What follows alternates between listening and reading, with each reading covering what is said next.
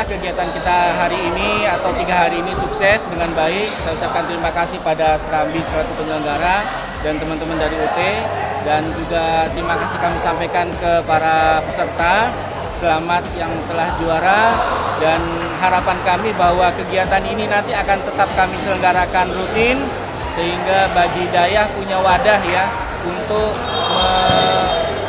mengembangkan bakat-bakat dan talenta-talentanya di bagian futsal ini. Dan mudah-mudahan ini menjadi kegiatan pertama yang akan kita teruskan dan tetap akan kita selenggarakan, dan untuk memperkenalkan juga UT kepada seluruh santri dan seluruh masyarakat di Aceh ini.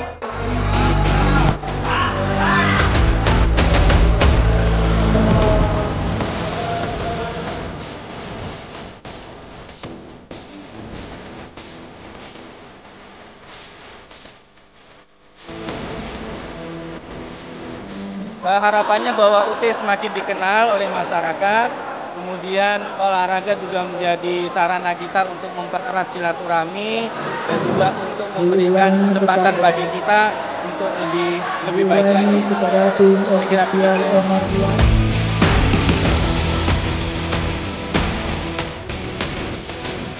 Coach Dayah 2025 berlangsung sukses, dan kita bersama tadi kita sudah menemukan juara dari kompetisi ini.